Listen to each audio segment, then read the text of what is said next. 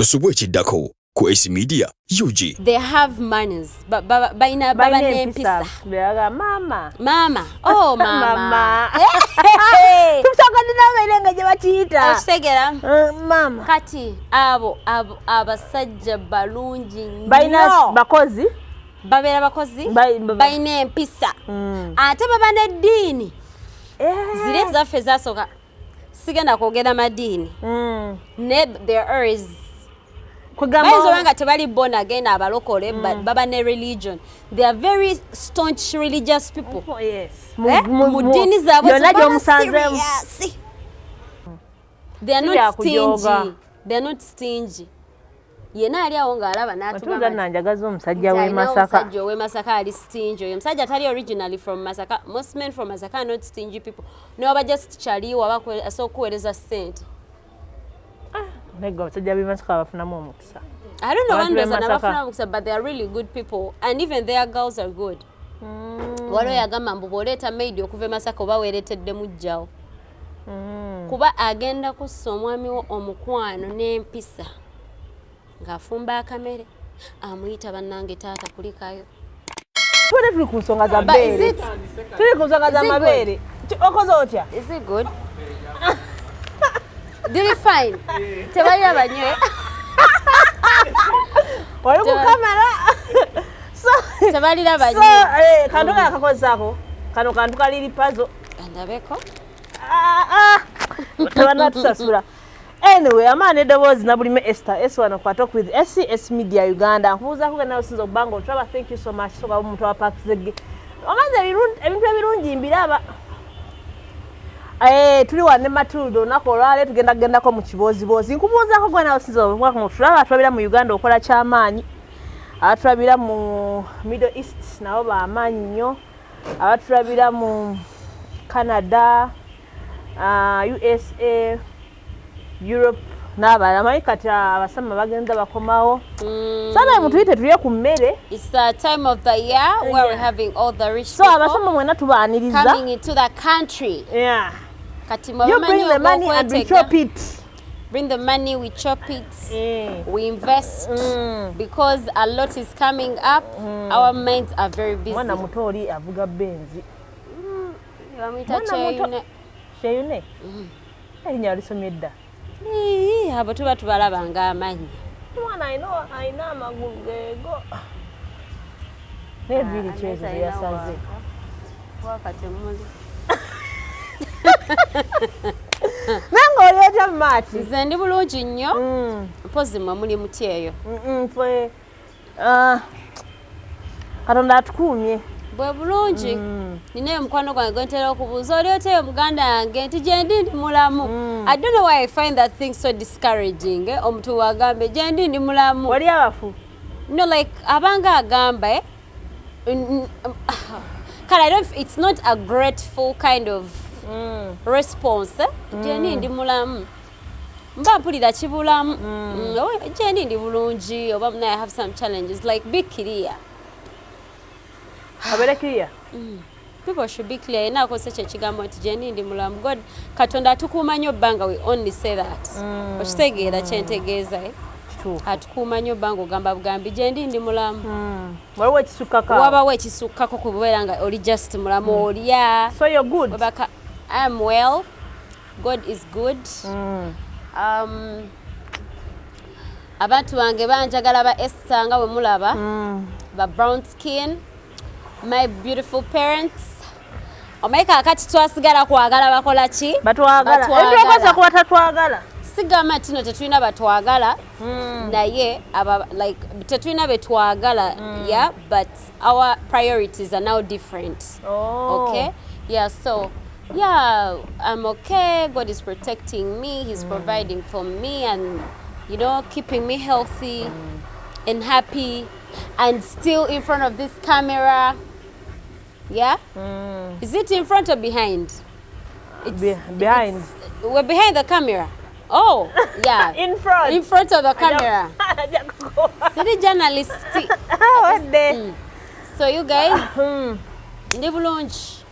So kansooka ntwala akalango kano kayitewo ennaku z'omwezi 28 November 2024 tugenda kubeera Kalangala. Tuli mu retreat musawo Julia akikulembeddemu n'abantu abalala banjagala kusoma bibatu banjagala to know my life path, to know my date of birth, etegeeza ki abantu bagenda kubeerayo bangi nnyo abasomesa bangi nnyo bagenda kubeerayo so mweketeeketeeka abagenda okukoma okuva ebweru so oba weeteeseteese dda book a slot packages zitandika ku $3,000, $5,000, miliyoni emu newabayo ne VVIP miliyoni 2 so you book your slot okitegeera ekintu ekyo noba nga ate weya ojja n'osoma bintu byakuzuukuka musawo Judy akitegese so mwenna ne S Media ejja kubeerayo tutambuliraawo. Matilda, let's talk about your advertising agency. You guys, I think about Siov and personally I get very excited. Yeah, okay. Not for myself, not for myself and not even just for the company, but for the people that Siov is going to serve. Okay. Yeah, because Siov is it's an enterprise that we started up. And it's an advertising agency. Yes. Yeah. So we are a company or an enterprise that is here to advertise people's businesses, advertise people's ideas, because CIOV stands for creating ideas of value. Then so, creativity is a priority. Thank you. So there are so many people out there.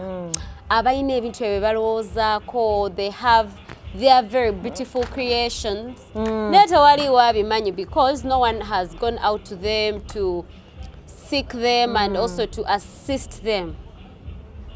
Kubanga esa tulina okukkiriza tuyinza okubeera abagagga naye tetusaba bbanga tumanyi buli kimu. Kitegeera kati oyinza obanga oli mugagga nga you have your businesses and your buildings here and properties here and there, but you don't know how to put them out to the world to know that those things exist. Yes. So people have their properties, people have their businesses. So you're talking about properties. Properties. Because we want to make everybody happy. Okay. We want to make people landlords. Twagala kujja mu bantu mbupangisa. We want people to own their own things. Nabo abalina ebyabwe ebipangisibwa, they have to be happy. There are so many people that have their buildings, that have their offices, but they are vacant. Temuli mu bantu. Okay? So we're here to bring for you those people. The clients that are going to take up your space. We are a registered company. Tetwina bufere bonna. We are very open and very honest. There is a lot of transparency in this company. So, omutu yena ina ngoli eyo abantu bangi bahiringa abantu ne babayaya wano na wali. Obakitegeera, we are not those kinds of people. So, if you're out there and you have your properties that you want the world to know about. So, is it only abagala okutunda oba n'abagala okugula? They can. As long as it is property related. So you sell, we buy, you rent. We rent, we manage. Yeah, there are so many. There are so many people who are abroad. Nga yes bamuyambako okuzimba ekizimbe ne bakimulekerawo. Oli namugamba omanyi nze nakola ddo gwange nakuyambako okuzimba saakulya yadde ekyo ekikumi. And by the way, people are very busy, Esther. People cannot do everything. Ngenda ogenda beera ebulayo mpereze ssente zo nkuyambeko okuzimba naye sigenda kuyambako kumanaginga kizimbe kyo. Abantu bakozesa batya ebintu ebirungi bye wateekamu. Ate bangi ne wano bewalekawo kumanagingira bakuyaya bakusaba kino naye for us we are a very organized organization or company. N'okwagala okitunda. You're going to enjoy your business. You're going to enjoy your enterprise. You're going to be in America. You're going to be in London, in UAE, wherever you are. And your money is going to be coming on your account and you're going to be smiling. And we are going to be smiling. And your tenants or people that are owning up properties that are in your names or are buying for you or you are selling to them are happy. So bingi nyo ebigenda okubeerawo. A lot. You buy land for someone, you work on their documents, you give them out. Don't even go into detail.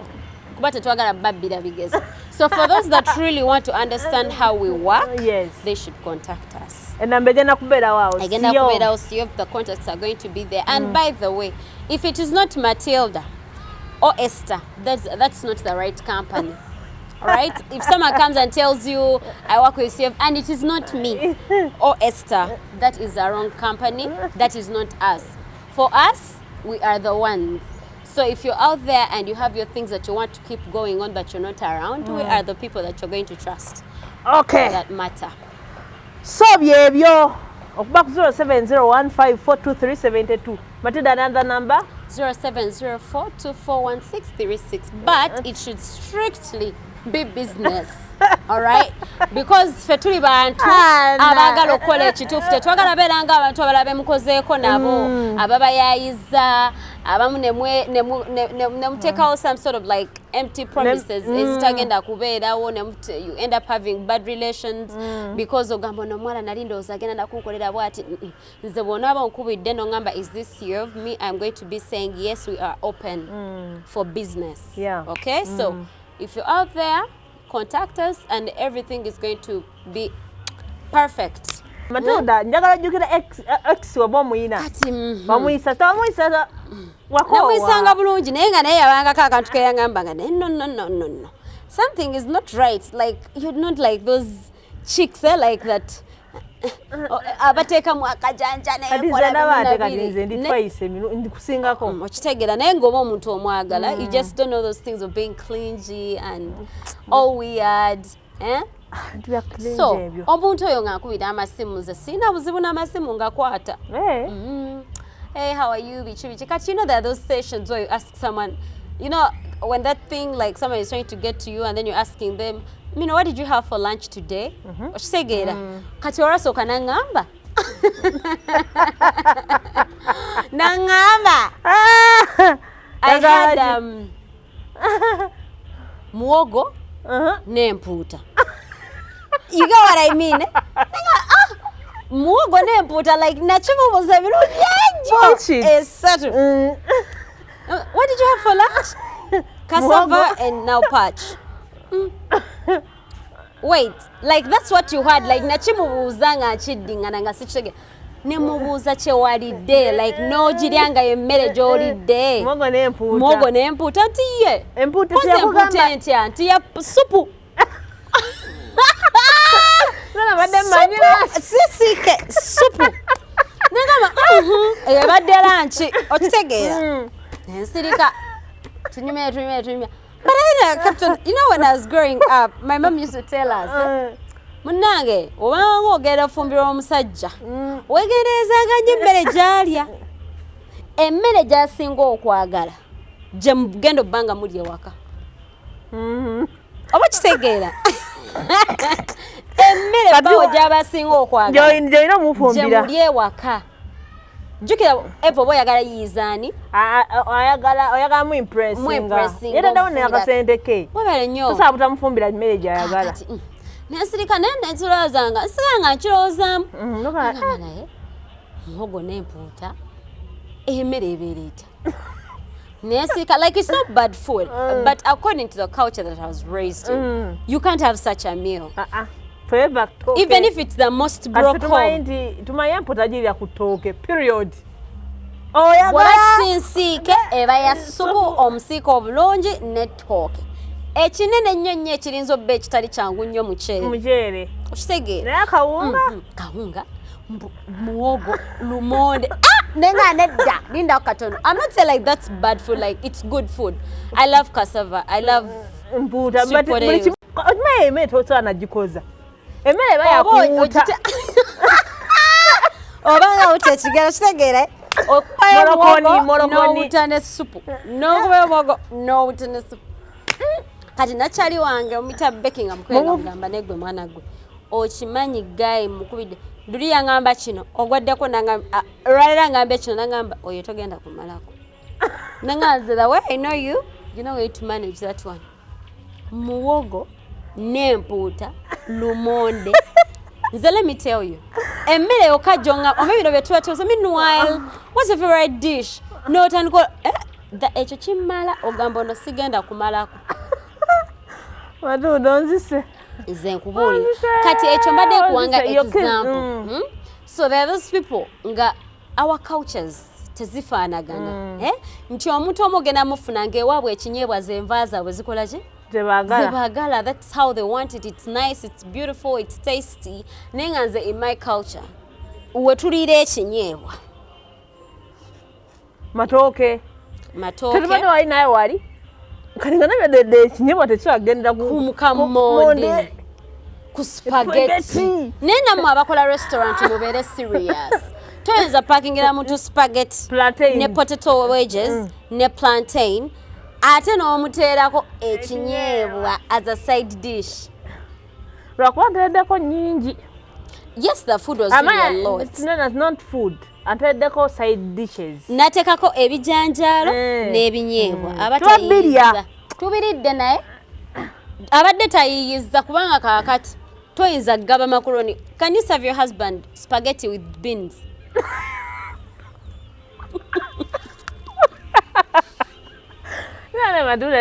omwami wo ng'akomayo waka nga welcome back Zadi wafunye ku kyolya nedda tulako wali nkuleete ng'omuleetera spaghetti ng'anyirira because the spaghetti was really nice yes and then beans.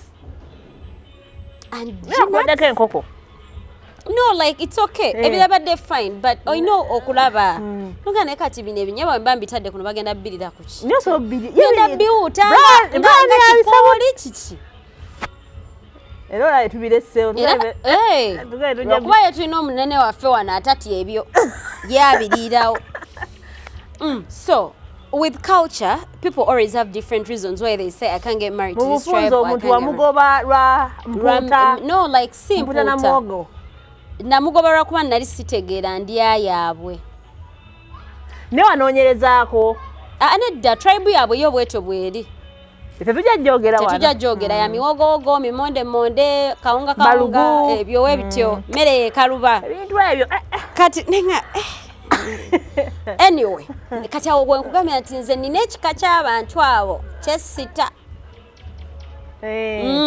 sibata ne banabavuma batya sibata kyogere lumu sijja kyogera bajja funa amawaggali taba ku muntu ono ate omuntu afe ali amatooke siwe ogamba aliwa abantu baffe wano bali amatooke si emmereyo no bali amatooke yes of course bakitegedde bakitegedde ate abantu abo babeera batera okumanya omanyi baba yaayeyayemu naye obuyaayeyaaye bwabwe oludda ate gwe omutuba bukola ki bukuyamba nti olw'okuba yagala akuyaaya akusanyuse ofunamu ate akuyaaya akusanyusa atya anti labayo okimanyi nti n'omuntu omuyaaya akyasinza osanyusa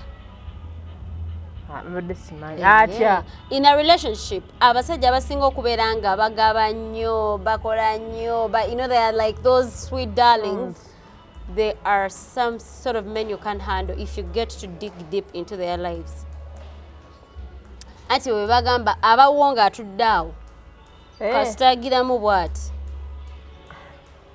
naye nga tugamba basiba ku kigundi wano no you let a guy be muleka naakola byakola you have to just fertilize yourself water yourself energize yourself look your best. That is the only punishment you can give someone who is not appreciating. The best punishment I can give a man. Ndikugambye sijja jogera wano omusajja njamugoba ajja kuduka emisinde. Otegera so ebintu byogamba no me I can't get married in this tribe or the other tribe. Chine abantu beera ne reasons nyingi nnyo ate ziba personal. Katoyinza zimalayo. Nenga is in my opinion ndaba nga tekikola makulu. Nera lwakuba beerawo cultures nga zo you can't stand their manners. You can't handle their manners. Nga eneeyisa yaabwe generally togisobola according to the culture gwe gye bawakuliramu. Kati ffe waliwo abantu abamu nga twakulira mu family enzikakkamu teri bantu bali arrogant. Nawe oli mukakamu. Me, I'm a very calm person. Okay. Yeah?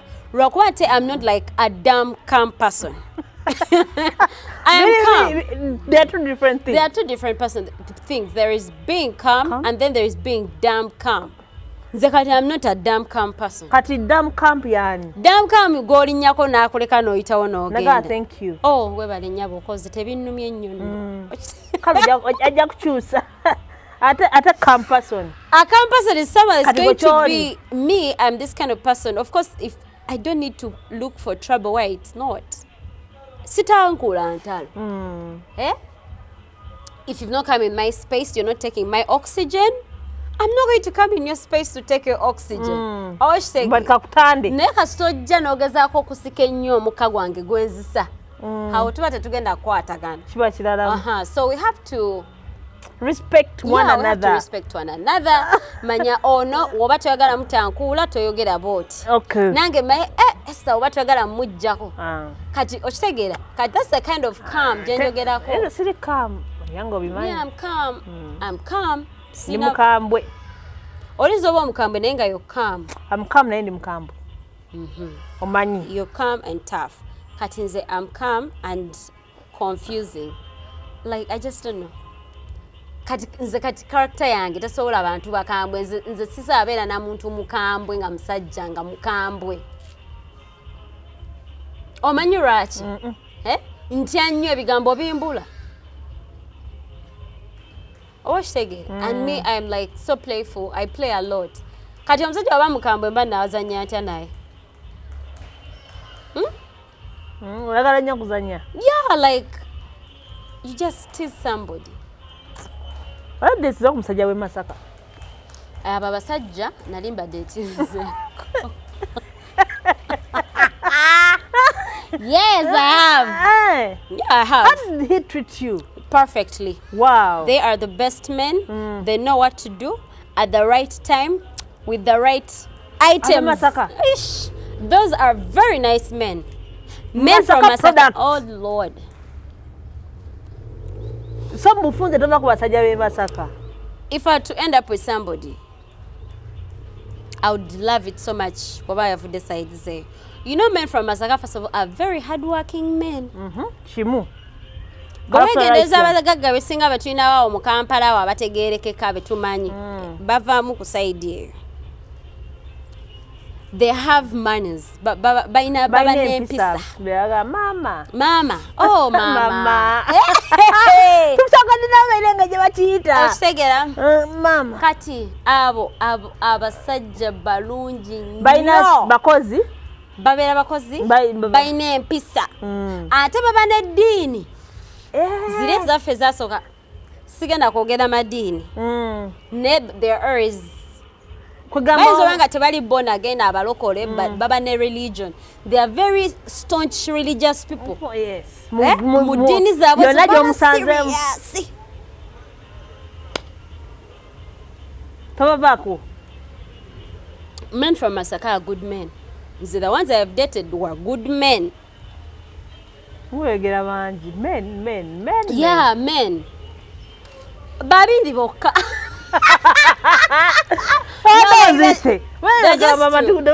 But like those guys are really nice. They're always loving. Those I dated while I was still a young girl were really awesome people. They had a lot of love for me. They were bali bagaba. They have bagaba.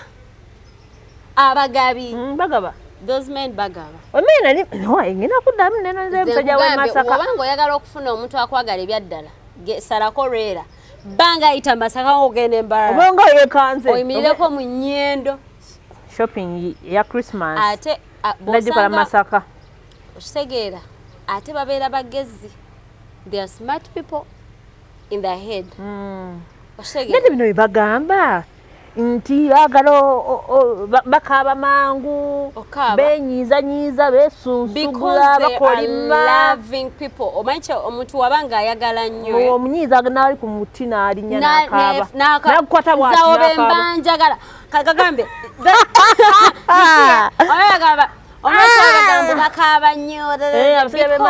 they are genuine with their love. Bambi. Nze nako msenya masaka gwenda menyu mutima nene kati achanzi jokeza anga ne manago Matilda chiwafe achali wa mudire ari wachwa muchawa echo nachivako. No, I think sometimes you just outgrow somebody. Wala leko relation no yanga we masaka omusanga kubati waggulu chemba manyiko kale ebibaliko ngebyabwe binzobera a bit tricky bagala nye ebitiibwa. Yeah, bagala nye ebitiibwa naye okubeera ngo oyagala nye ekitiibwa, it doesn't be a bad thing.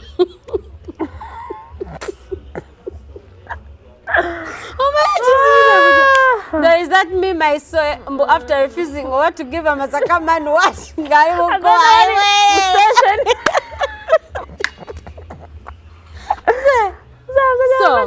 So, like, I've never been dated one. Baba n'entondo zaabwe ziba nnungi teziba zino za mpisa mbi okitegeera zibe entono naye oganya okumpa ebyange byenjagala okitegeera kati n'anyiigamu awo naye ng'aba yanyiize to like pull your attention. Okitegeera. So I really love masaka men. They also know I love them. Abo abamanyi abo ab'e Masaka, they know I love them. Atunda n'ebibozi byo. Era naali eyo oba oyagala okufuna ku mutwana kwagala ebyaddala linnya basi ng'ogenda ng'oyita mu era nga weeyongerako munda katono. Tosala nnyo genda wala itakaawo mu kitovu. But all the guys I had, okay, the ones I have great memories with in terms of like dating, loving me the way I want, they were all men from Masaka. So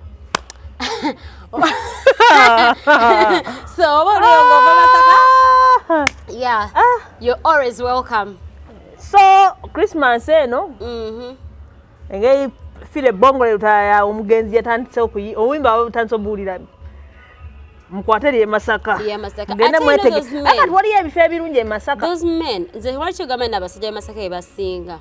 I think when their parents are raising them, tebateekawo kino you're a boy, this is a girl. Baba training her in the same manner. Okay, they are always very responsible men. Baba bamanyi ebyokukola they know that you have to take care of someone, you have to take care of our home. You know, tebatera kwejjako. Ne waba mwenzi nnyo yonna gyayendera baba bali abisava. Like mubona babeera nabo abo bonna aba tewali kubona complaining okujjako nga ye mu complaining. So ekizibu kyawe kwagala nnyo bitiibwa which is okay. Entondo which is okay. Entondo zibaamu kuba ziba za mukwano ziba ziri za kutta. Waba balina entondo abasajja b'e Masaka. Baba n'entondo kwa baba n'ekyejo by the way. Nga obawulira bayita maama. Ndowooza bamama baba baagala nnyo. Bambi. So omunyiiza agenda musitense. Agenda musisengaga.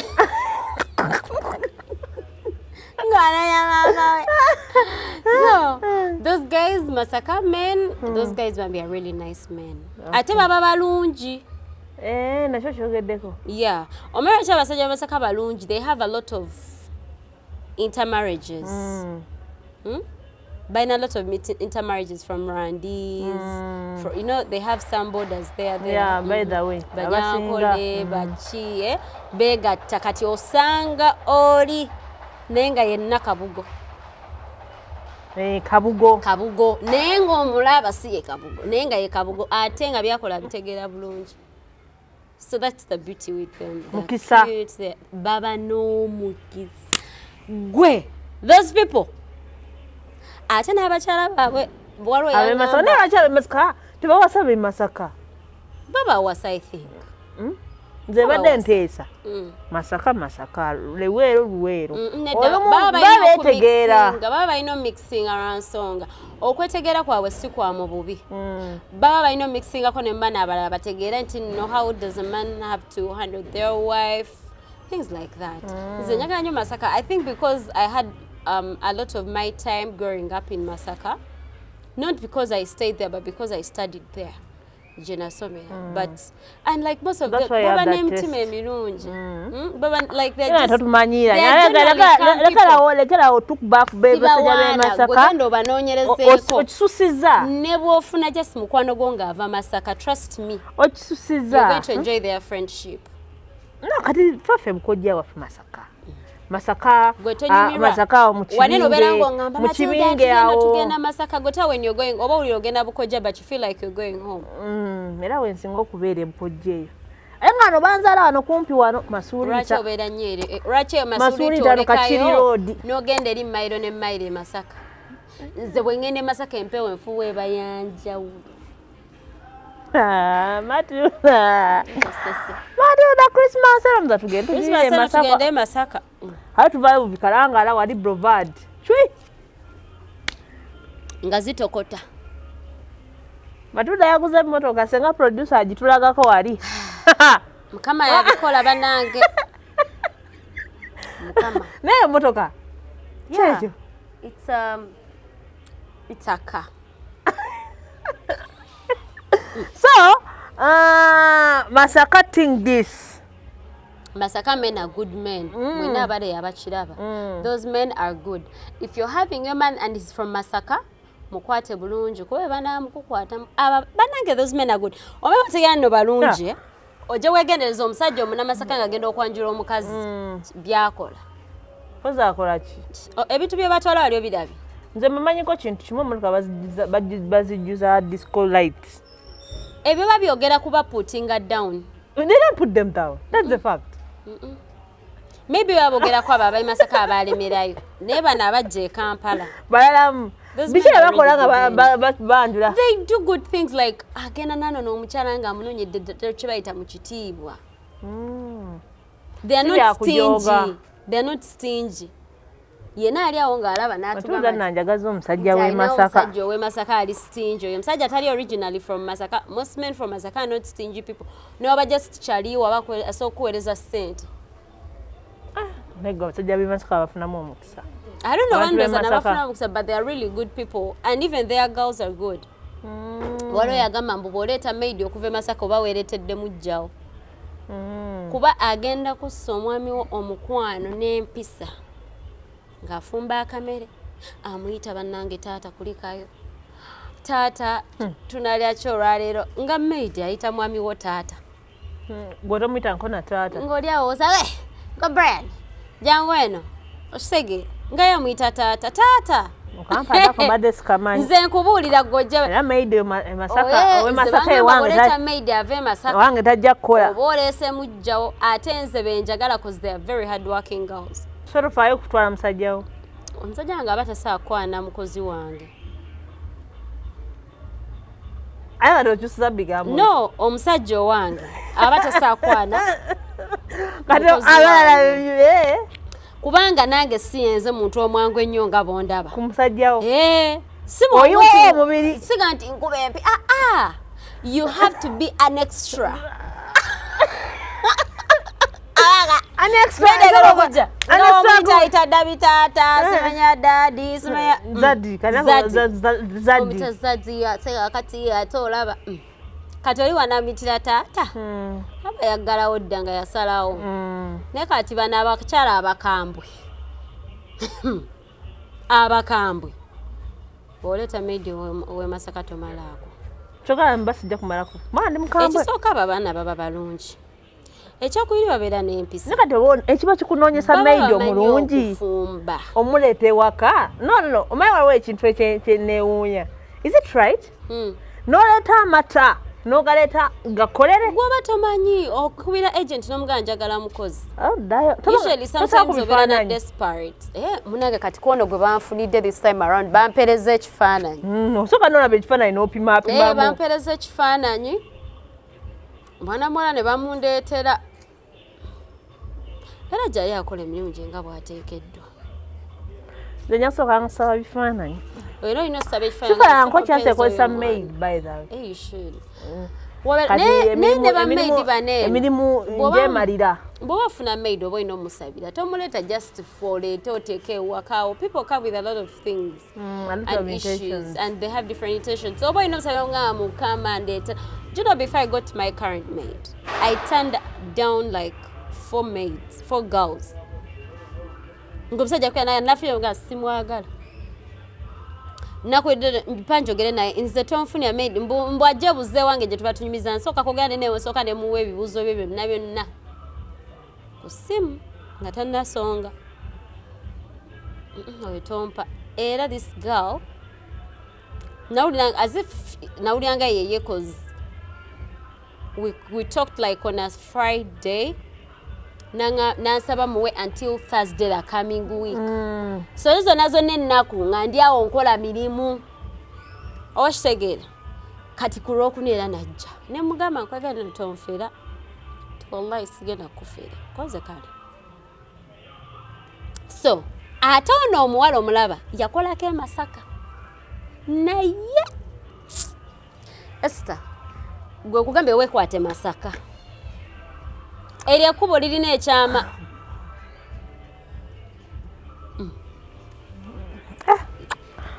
anyira neekolera emirimu gyange ngisobola emirimu olina ofuna akuyambako Esther tukola nnyo bera ng'okola eno n'okola n'eno let me tell you mpadde ekibozi ky'e Masaka let me tell you we work so hard amenyi gampeddemu ate gatya gampeddemu mwana badde ndi ku tiimu kulemesa Masaka ate goji those guys nze siboogerako bubi because I've not had any bad experience from them eno nange sibalina mbawulira bulizi ku social media nga bwe nkugambye naye nze ne bumiimu omwo bwongamba oye yankolera kamiimu akaka ak'e abawala n'ab'e Masaka abawala n'abawala oyagala okumanya nti abawala n'ab'e Masaka linda Christmas eneetu kojja kwa omanyi lwaki babawalana those people know where they come from ate natutuwania ulira Esther madoda tuveewaawo Brian njagala bambi onjulireko ku luno walireko omusajja ow'e Masaka ng'abeera Kampala Christmas netuuka n'atadda waabwe kibeera kizibu kiba bebeera babawalana naye ate wabaddeyo waabwe tagenda empty handed n'abazadde be n'abasanyusa we bakubazimbira nga yabazimbira naddala era ekibuga kigenda kukala those people are good people the men are good men ate ab'emukono tobogeddeeko ab'emukono sina kyembamanyiiko kuba ab'emukono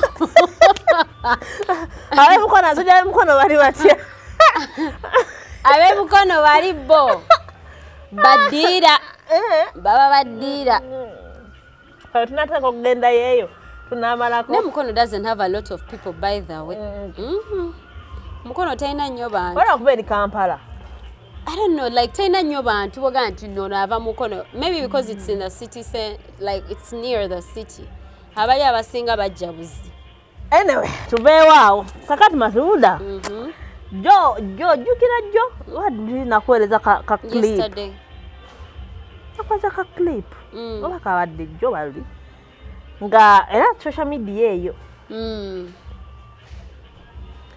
nenjagala okubuuza abaana bano baside chick omanyi ku TikTok kuliko omuze kati oguliko bakuba pakuwulira bubi wawe abiti omuntu gyaleeta ku mutimbagano ng'ekigendererwa kyakuwulira bubi I have that feeling kuli abantu abajja ku TikTok okuba ku mutimbagano to put other people down spread negativity osanga omuntu someone last time yayogera nagambu okwasa single mother alwalamu cancer what's that but omusajja yayogera ekintu ekyo yali alina emyaka nga mukulu kyemaye agera koze emyaka muno okola ki agera koze emyaka ngaana nti yayagala atya okwagala single mother alwalamu cancer he doesn't know what he's talking about what yayogera but now that's not our topic of course waliwo kanosangayo abantu ababeereeyo nasangayo bano abantu mbuze ndi proud side no I won't say it like that nze ndi mukyala wakubiri ndi mukyala wakusatu fe abaliko mwe babakozesa bukozesa waliwo abaana abali abeeyisa mweyo neeyisa bwetyo banamba 2 banamba 3 banamba 4 so naye bano abantu bamanya amateeka gabafuga oba daleka tebagamanyi mateeka ki agafuga omukyalo ow'ebbali nga tanaleeta kajanja nnyo nakulowooza nti w'amaanyi era nti yaliwo nti wakabi no okubeera omukyalo ow'ebbali kisinziira birimu levels waliwo side chick abeera ati I think a side chick is someone that's not known to the guy's family as a partner Walobera ng'oli mukyala namba 2 naye nga kika ky'omusajja kyonna kikumanyi whether bakwagala oba tebakwagala bakumanyi nti gy'oli. Okitegeera? So I don't think that would be a side chick. That would be another woman. So we talk about what? Let's talk about these side chicks. Abatamanyi bwe bakoma. Be batamanyi wadde wantu. Nga omusajja akutwala ne waba kutute out, he can't even mention it to anybody. Akutwala kiro. Ne wajjeewo wajja saawa mukaga gwa kiro. Naye ebintu ebyo nno si birungi abasajja babikola naye balina omumanya. Sometimes those ladies get to fall in love with them. Ne bakaabanya amaziga ne gababeerako. You know this universe has ears. And Kama is a bitch. Yeah, so usually chokola muno it comes back around like this. Either on you or on your children. Ogona abana abo nga gwe bakuba embaga. Gwe ne maama waabwe muli bafumbo bambaga. Naye abaana bo babagoba leero abawala tebabawasa kumala weeks 3. Nemutandika owayiriza basenga baabwe nti babaloga. Naye nga you as a father, you did some things that weren't nice to certain women and they kept on crying and cussing you out and this and that. You remember when we have sex with people, we connect. Sex is not just sex like getting a paper and tear it out like this. When you have sex with somebody, you connect with them spiritually. Kati abegatta n'abantu batamayi buli kaseera balina okimanya every time you get intimate with somebody, live, most especially, you're leaving your soul attached to them.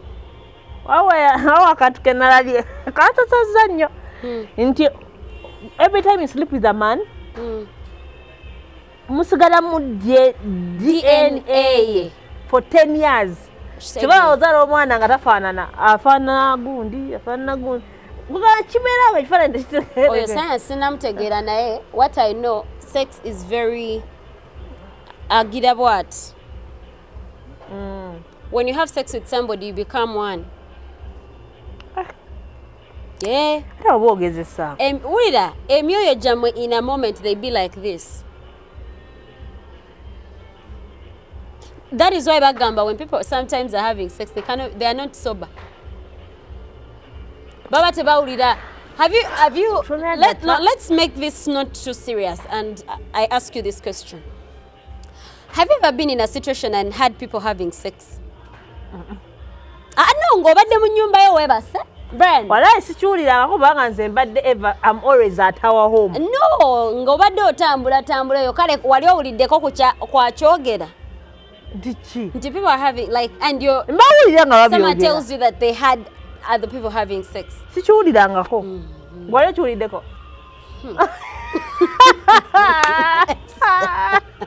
Tunyumize. So story time.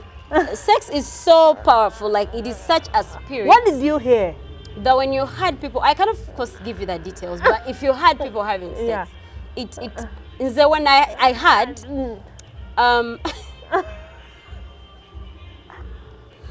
My I felt like my brain was like chip. Got it. Do you know what made me laugh? That night, Nalinga in the living room. I was having like I was eating chips and chicken. Segera. Ngani mubira. Kachamayi ngolia Segera. Now I don't know if I'm just stupid, but I had a nennemera immediately food. Nenema and I just had. Segera. And see, nemplyanga esi yonna esirise wet. When natandika ogaya ngaya cabbage, you know I was having chicken ngena cabbage. Nenga njigaya mpuliranga ameketa ngangamba bano. Like it is so silly. That when I had ngaya what? These people are hearing me chew my own food. Like it is such a weird kind of feeling that it affects you. Sigano why no any sort of interest, but it scares. Era naimuka emmere yannemera waawe eddakiika eyo yennyini nentambula mpola omanyi nga ntambula mpola nengenda mu kitchen nenteekayo ebintu mpola nenzija ketala nesinga omwe wonna jaketala mpola these guys are going to think I had their whole saga. But it freaked me out. So, when, like, sex is such a dangerous thing. That is why when people watch too much porn,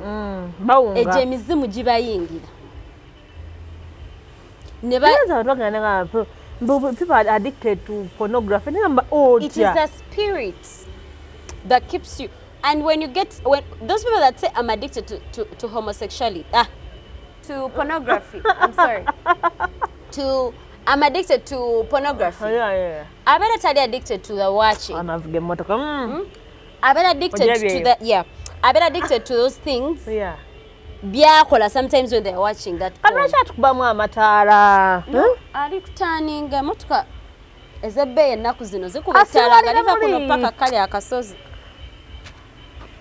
Akuba munne tala botyo. So Esther kunnyonnyola nti it is that dangerous. Emeka ejikulimu nejoba otute ebintu bingi byoba exchange nze n'abantu b'otamanyi webase n'emizimu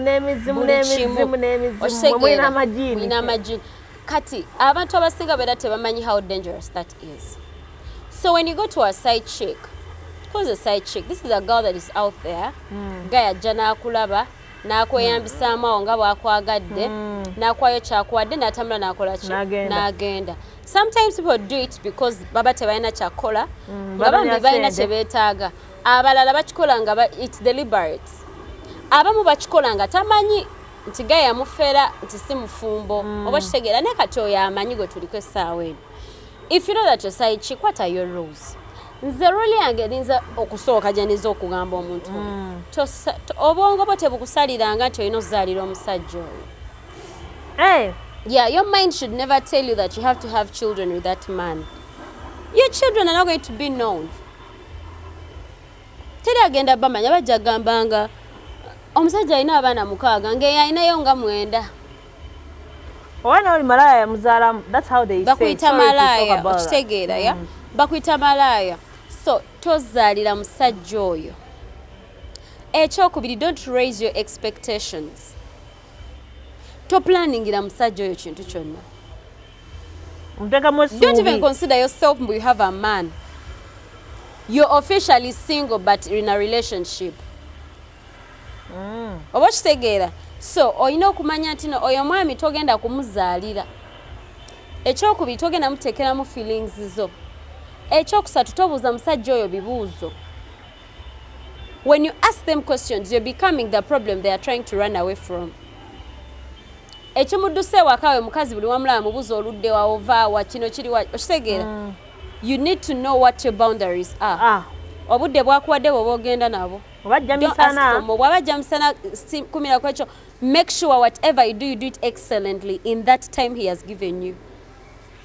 Toyomba. Tobuuza nze ate kakati ompayo essaawa emu. Make sure in that 1 hour.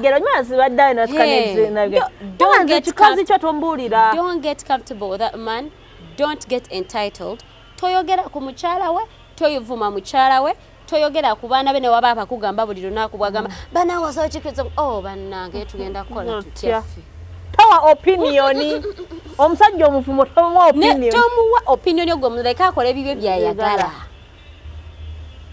Oba kitegeera bulungi nnyo. Ogamba amwana ntawanya ogenda kukola otya. Tomuga neba n'ekikazi nga kisiru. Ekikazi mugayo gambe neba ne tugenda kukola tutya ensonga eyo nga nkambwe. Oba tuleeri. Kane daddy kansoga nkufunira ka juice. Awo ng'emboozi ogivaamu w'okomawo na birala. Odeyo kakatoga. Twabadde wano askari n'akalabula emmotoka yange eyo emboozi oba ogisazizzaamu. You get what I mean? Don't ask questions. Ekyokubirala, making sure to onyirira. Toina kusiuka because that is your only passport in their life. That is your only passport in their life. If that passport gets cancelled, you're out. Bwaba yakwegombako bina oba ogenda kola otoddi kuuma. Byonna byonna olina oddi kuuma. Mberayo agenda mu gym. Okitegeera. Yera mu gym kasera okole Bw'aba sit-ups. yakwagalako bbeere litaagwa, making sure teririggwa. Because the moment it falls, hati nkubuulira. That is how selfish guys are. You get? So, Ano gani bitago beto so adili meeting agwa. That nkugambye. Gwoba ngomayo li side chick.